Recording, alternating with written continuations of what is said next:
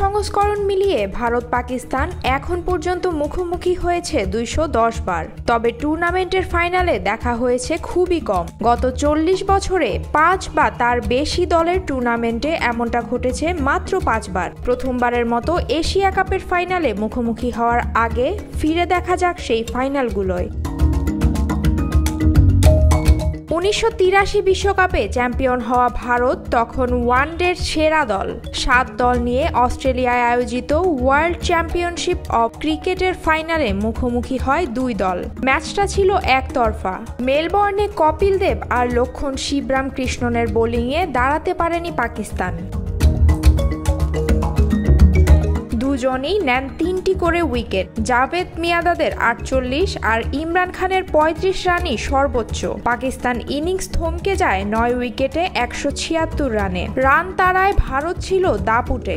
শ্রীকান্ত 6টি 4 আর 2টি ছক্কায় 67 রান করেন। রবি শাস্ত্রী অপরাজিত থাকেন 63 রান করে। তাদের 103 রানের জুটিতে পাকিস্তান ম্যাচ হারে 8 উইকেটে। শাস্ত্রী জেতেন চ্যাম্পিয়ন অফ চ্যাম্পিয়ন্স খেতাব, সেই সঙ্গে একটি আইকনিক অডি গাড়ি। আর এটা ওইটা না, কাপড় ধোয়ার একটাই সলিউশন, চাকা অল ইন ওয়ান। এই ফাইনালটি আগেরটির সম্পূর্ণ বিপরীত। এ দফায়ও পাকিস্তানের বিপক্ষে শ্রীকান্ত খেলেন 80 বলে 75 রানের ইনিংস, যা সময়ের তুলনায় ঝোড়ো ব্যাটিং। সুনীল গাভাস্কার 92 আর দিলীপ ভেঙ্গসরকারের 50-250ও ভারতকে বড় সংগ্রহের দিকে এগিয়ে দেয়। কিন্তু ওয়াসিম আকরাম 42 রানে 3 উইকেট নিলে ভারতের মিডল অর্ডার দাঁড়াতে পারেনি। ভারত থামে 7 উইকেটে 245-এ। রান তাড়া করতে নেমে পাকিস্তানের ব্যাটসম্যানরা ছিলেন আসা যাওয়ার মধ্যে। তবে নিয়মিত ব্যবধানে উইকেট পড়লেও এক পাশ আগলে রাখেন জাভেদ মিয়াঁদাদ। এক পর্যায়ে পাকিস্তানের তখন শেষ উইকেট। শেষ বলে দরকার 4 রান। চেতন শর্মার বল মিয়াঁদাদ মিড উইকেটের ওপর দিয়ে মাঠের বাইরে মারেন। 116 রানে অপরাজিত মিয়াঁদাদের বাতাসে ঘুষি মারতে থাকার সেই দৃশ্য ক্রিকেট ইতিহাসে সবচেয়ে বেশিবার রিপ্লে হওয়া মুহূর্তগুলোর একটি। 1947 সালের দিকে পাকিস্তানের ব্যাটিং লাইন আপ ছিল তারকায় ঠাসা। ওপেনার সাইদ আনোয়ার দুর্দান্ত ছন্দে। অস্ট্রাল এশিয়া কাপের ফাইনালে তিনি খেলেন 47 রানের ইনিংস। আমির সোহেলের ব্যাট থেকে আসে 69 রান। পাকিস্তান পৌঁছায় 250-এ।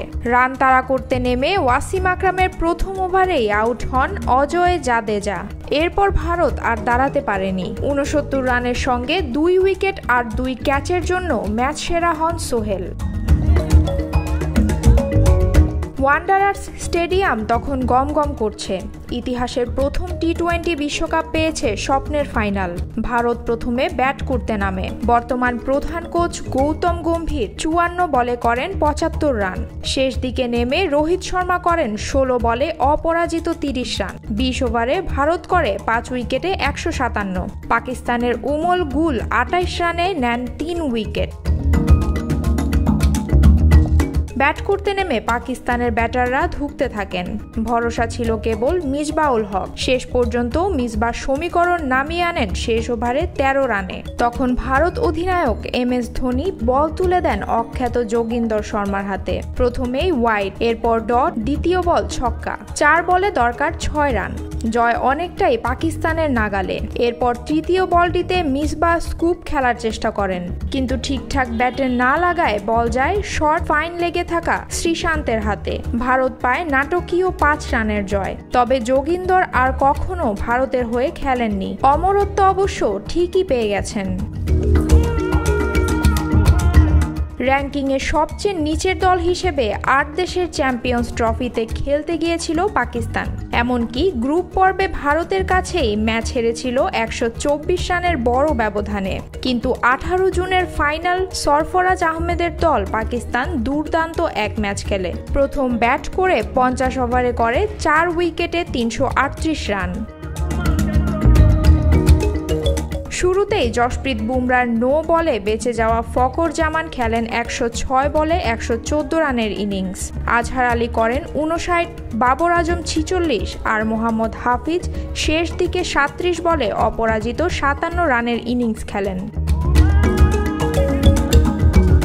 ভারত রান তাড়া করতে নামলে বল হাতে আগুন ঝরান মোহাম্মদ আমির। তার 6 ওভারের ঝোড়ো বোলিংয়ে এক এক করে ফেরেন রোহিত শর্মা, বিরাট কোহলি আর শিখর ধাওয়ান। এরপর হার্দিক পান্ডিয়া 43 বলে 76 রানের ঝোড়ো ইনিংস খেললেও 300-র বেশি রান ভারতের জন্য অনেক দূরেই থেকে যায়। হাসান আলীও নেন 3 উইকেট। ভারত 31তম ওভারে 158 রানে অল আউট হয়ে যায়। পাকিস্তানের 180 রানের জয় ছিল কোনো আইসিসি টুর্নামেন্টের ফাইনালে সবচেয়ে বড় ব্যবধানের জয়।